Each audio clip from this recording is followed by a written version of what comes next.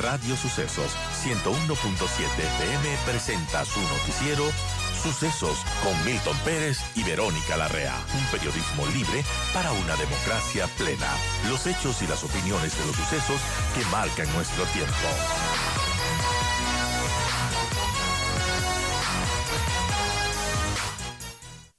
Son las 8:40 y vamos a seguir hablando de la consulta popular. Ella está con nosotros, Karen Sichel. Ella es asesora jurídica de la presidencia. Ella trabajó en la elaboración de las 8 preguntas que ahora mismo están en manos de la Corte Constitucional. Karen, gracias por acompañarnos.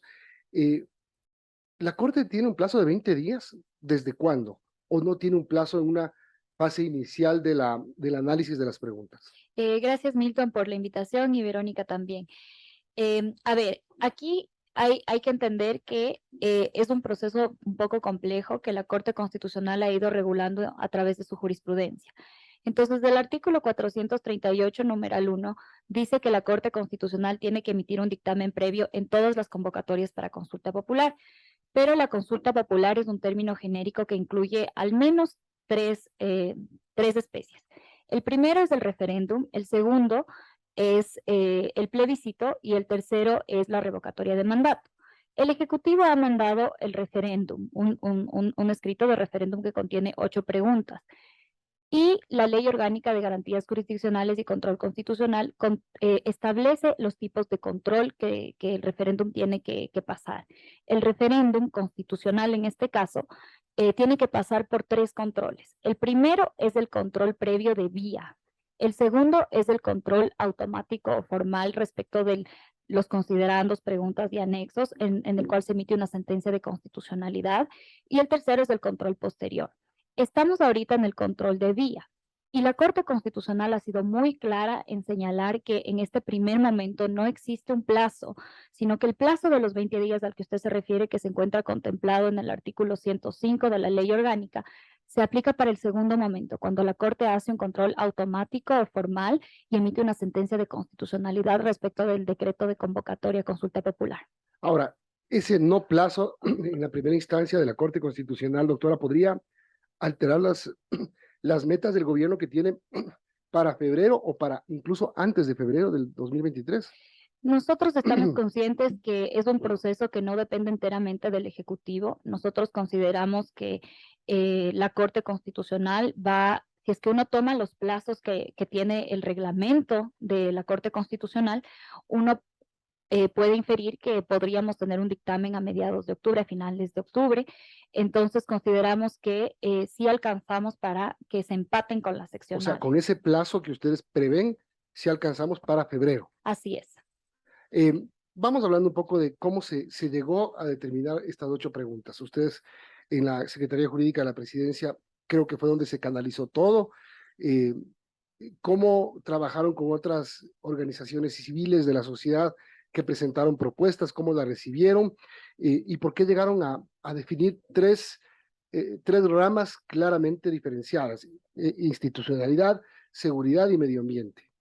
Nosotros receptamos alrededor de 220 propuestas, tanto de la ciudadanía como de la academia. También analizamos las propuestas que se habían presentado ante la Corte Constitucional por otros ciudadanos. Y finalmente lo que hicimos fue un barrido, ¿no? Entonces, esta pregunta es enmienda o podría ser enmienda. Esta es reforma parcial porque ya lo ha dicho la Corte. O esta es un referéndum legal o un plebiscito. Entonces, fuimos haciendo ese barrido hasta quedarnos más o menos con un banco de unas 20 o 30 preguntas. Y finalmente las decisiones se fueron tomando en función de las preocupaciones de la ciudadanía. Está el tema de seguridad como primer eje, el institucional y también la protección del medio ambiente, pero no son temas que están separados. Justo al inicio del escrito se hace un análisis sobre cómo si es que uno quiere realmente luchar contra el crimen organizado, lo que uno tiene que fortalecer son las instituciones democráticas. Entonces, al menos el primero y el segundo eje, aunque no parecería a primera vista, están íntimamente relacionados.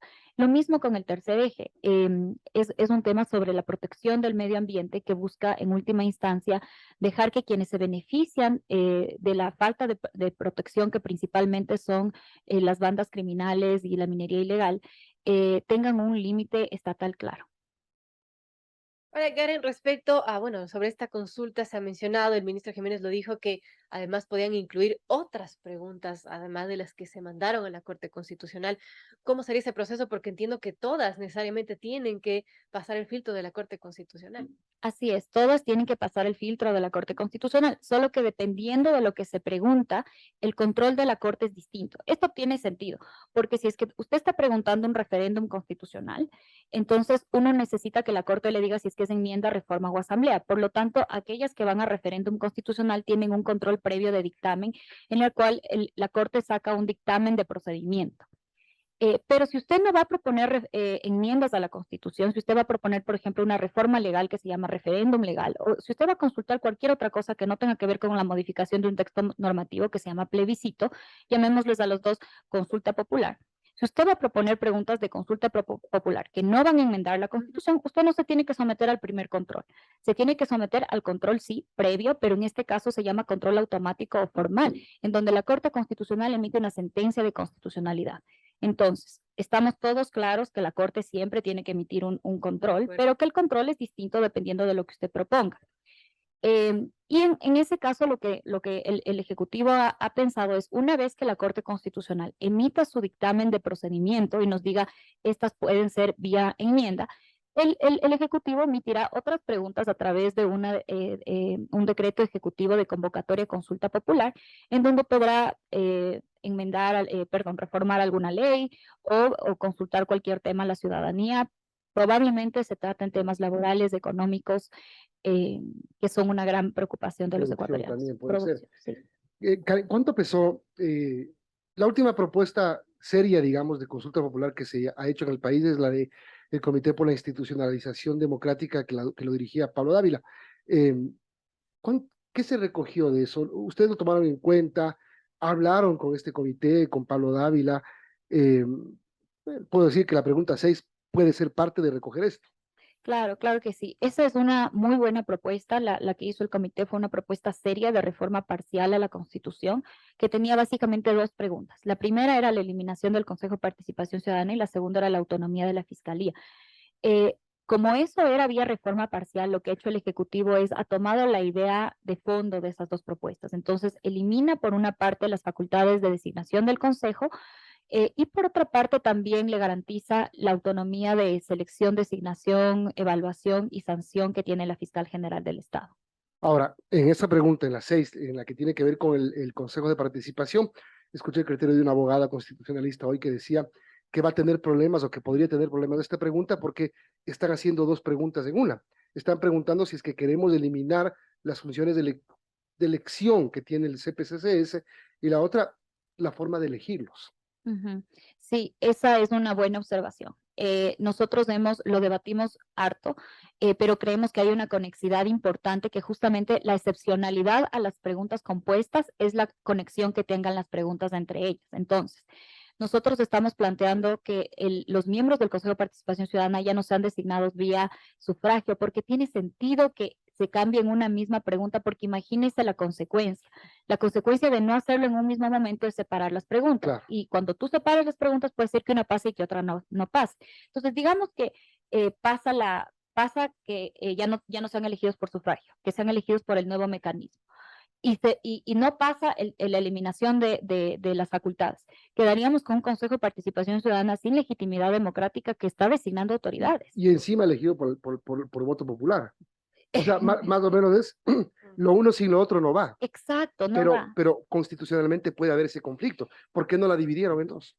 Precisamente porque creemos que la conexión entre ambas partes de la pregunta está íntimamente ligada, que no puede darse la una sin la otra. No podemos correr el riesgo que la una se apruebe y la otra no, porque nos quedaríamos en un estado básicamente en donde quien elige a todas las autoridades no tiene legitimidad democrática, o peor aún, un ente vacío de de facultades democráticas que está todo el tiempo designándose vía sufragio electoral. Entonces es por esa la razón por la cual nosotros decidimos unir estas dos componentes, porque creemos que estamos dentro de la excepcionalidad de la pregunta compuesta, que precisamente es la conectividad de las preguntas. Son las 8:49, estamos comenzando con Karen Sichel, asesora jurídica de la Presidencia de la República. Karen, hablando del Consejo de Participación Ciudadana, ¿no es un sinsentido que, por ejemplo, los ciudadanos somos convocados a elecciones a votar por consejeros de una entidad que también a la vez le vamos a votar, si es que se da esta consulta popular referéndum, para quitar las funciones. Ah, usted dice que vamos a seleccionar autoridades y y a la par en el mismo momento vamos a quitarle las funciones. Exactamente. Claro, bueno, finalmente vamos a tener que vivir un tiempo y está previsto en el régimen de transición con una agencia anticorrupción, porque es en lo que se convertiría el Consejo de Participación Ciudadana, porque retiene las facultades de lucha contra la corrupción y de promoción de la participación ciudadana, que es electa vía sufragio. Pero eso lo hemos hecho pensando en que las personas que son electas tienen que ser también respetadas sus derechos políticos y no se los puede remover. O sea, está claro que la única forma que queda para que vía consulta o referendo se decida cambiar algo del CPCCS es esta, porque lo contrario sería o reforma parcial o constituyente, ¿verdad? Así es. Finalmente, lo que se ha tratado desde el Ejecutivo es consultarle directamente al ciudadano. Si es que nosotros proponíamos, que tampoco es que se descarta, una reforma parcial a la Constitución, teníamos que pasar por la Asamblea Nacional.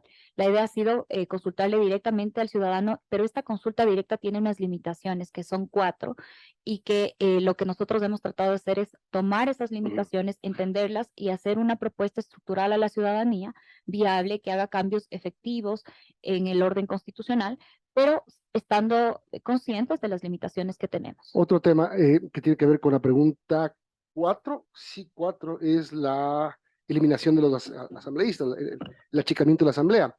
Otra propuesta que se hablaba hace poco tiempo es la bicameralidad. Me imagino que no la plantean porque es reforma parcial. Y la elección de asambleístas en segunda vuelta, ¿por qué no la? Me imagino que sí la pensaron, ¿por qué no la tomaron? Está bajo análisis para consulta popular, porque ese no es un tema que está previsto en la Constitución. El momento de elección de los asambleístas es un tema que está previsto en el Código de la Democracia. O sea, no puede ir, o sea, puede ir en consulta popular. Exacto, y está bajo análisis. ¿Y en este esta momento. consulta? En esta consulta. O sea, puede ser la pregunta 9 o 10. Así es. ¿O cuántos vamos a tener? Depende, tendremos que ver qué nos dice la Corte Constitucional. ¿Qué les puede decir sobre esta pregunta 4? Sobre la reducción de asambleístas. Sí, nada. Yo creo que nada, Veamos qué nos dice la Corte, pero hay al menos 2 o 3 sentencias previas de la Corte Constitucional en donde claramente dice que la reducción de asambleístas es enmienda. A ver, la posibilidad de elección en segunda vuelta de asambleístas, ¿sí la han pensado? ¿Podría estar en esta misma consulta popular? Así es, pero no vía referéndum constitucional, sino una reforma al Código de la Democracia, porque el momento en donde se eligen a los asambleístas es un tema que está regulado por la ley y no por la Constitución. O sea, sí puede ir por consulta, no tiene que ir por una reforma planteada en la Asamblea Nacional. Sí. Bueno, luego puede ser que la Corte, ya entiendo, nos haga en su control previo, cuando hace la sentencia de constitucionalidad, nos diga que por alguna razón es inconstitucional, en cuyo caso tendríamos que analizar cómo se debería plantear, pero difícilmente lo hará porque, como digo, la Constitución no regula el momento de elección de asambleístas. Perfecto. Ahora, dice mucho de parte de analistas, de expertos, que no necesariamente el reducir, por ejemplo, el número de asambleístas va a garantizar una mejor calidad y que lo suyo sería hacer unas reformas profundas al Código de la Democracia, el sistema de partidos que quizás ha sido la semilla de todos los problemas que estamos viviendo. ¿Eso se pensará en algún momento? Sí. Yo creo que a las preguntas hay que verlas de forma integral. Entonces, no solamente hay una pregunta que recoge el tema de la Asamblea Nacional o que trata de atacar la crisis política que vive el país. Hay al menos 3. El tema del Consejo de Participación Ciudadana es una enmienda muy fuerte a la Constitución, profunda, pero luego también está una que pasa por desapercibido, que es la pregunta sobre los movimientos políticos. Las 5. Yo he escuchado que hay analistas que critican la pregunta diciendo que es un tema que ya está en el Código de la Democracia y quisiera aclarar que a la ciudadanía que no es así. La enmienda es una enmienda necesaria y quisiera explicarlo por qué, porque tiene que ver muchísimo con la reforma que usted plantea a los partidos políticos. En el Ecuador nosotros tenemos 2 tipos de organizaciones políticas, los partidos y los movimientos. Los movimientos, por como el constituyente los preveyó, están conformados por adherentes o simpatizantes, así dice la Constitución actualmente. Esto ha llevado a que el legislador cree una suerte de los adherentes, son figuras que, por ejemplo, no tienen exclusividad, se pueden cambiar de movimiento en movimiento. El CNE no guarda un registro sobre los adherentes, solamente sobre lo que se llama adherentes permanentes, que son, en cambio, los adherentes permanentes similares a los afiliados de los partidos políticos. ¿A qué quiero llegar con esto? En la actualidad, por la forma en la que el constituyente de Montecristi concibió a los movimientos políticos, existen un sinnúmero, de hecho 279 movimientos políticos que proliferan en el Ecuador y que pueden existir solamente con el 10% del 1.5% que requiere la Constitución. Y esto debido a cómo el constituyente definió que los adherentes eran parte de los movimientos. Entonces, claro, si es que uno solamente se limita a leer la pregunta, quizás ni siquiera el anexo, uno dice, eso ya está en la ley. Pero si es que uno realmente verifica el anexo y se mete al escrito y verifica cuál es la problemática real de estos, actualmente de los partidos políticos, se da cuenta que la pregunta 5 es una, quizás y para mí es la pregunta más importante de la consulta popular, porque precisamente está revolucionando la calidad de los partidos políticos. Está requiriendo que ahora sí los movimientos tengan un registro biométrico, se acabó el tema de las firmas y además tengan una verdadera vinculación con sus movimientos. Usted lo ha dicho en términos absolutamente jurídicos.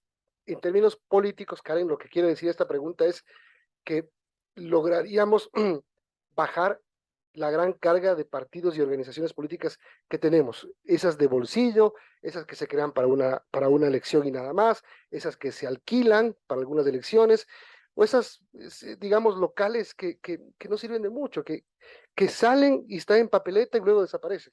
Así es, precisamente lo que queremos hacer es una depuración de los movimientos políticos y que realmente se queden quienes tengan afiliados y adherentes que sean parte y compartan los compromisos ideológicos. Yo quiero aquí contarle al país que uno de los movimientos más perjudicados de la nueva verificación que va a haber, en donde los movimientos van a tener que realmente acreditar a afiliados, ahora ya no adherentes, es precisamente el movimiento, creo, del presidente. Y quiero contar esto porque quiero que se sepa que esta es una propuesta que fue planteada con sentido nacional, independientemente del que el proponente, en este caso el Ejecutivo, su movimiento va a tener que salir y conseguir cientos de miles de afiliados, se ha hecho pensando en que es lo correcto para el país.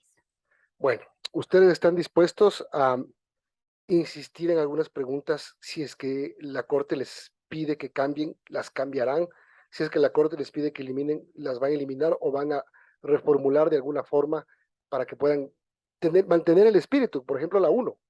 Así es, no, plenamente. Nosotros obedeceremos sin reparos lo que la Corte Constitucional establezca, y si hay alguna que la Corte diga es reforma parcial, no se descarta que el presidente en unos meses proponga a la Asamblea Nacional reformas parciales profundas para la Constitución.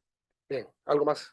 Hoy acabamos. Bueno, las expectativas que tienen desde el lado jurídico del gobierno para que se aprueben estas preguntas. Nosotros creemos que es sano que en una democracia exista un control real por parte de un órgano como es la Corte Constitucional, y creemos y estamos conscientes que la Corte tendrá su opinión y que la Corte puede quitarnos algunas preguntas en su análisis previo de constitucionalidad de vía, pero creemos que le hemos dado todos los elementos a la Corte Constitucional para que determine que todas estas preguntas son enmiendas. Bien, Karen Sichel, asesora jurídica de la Presidencia de la República, participó en la elaboración de las 8 preguntas de referendo. Y bueno, estamos en manos de la Corte. Hasta mediados de octubre podríamos saber una respuesta y ver qué procede y cuándo el gobierno presentaría esas dos, después de que sean calificadas, las Así dos o más preguntas de consulta. Así es, justamente en el momento en el que la Corte nos emite el dictamen de procedimiento, el Ejecutivo tendrá que emitir 2 decretos, un decreto convocando a referéndum y un decreto convocando a consulta popular, que incluya las preguntas que no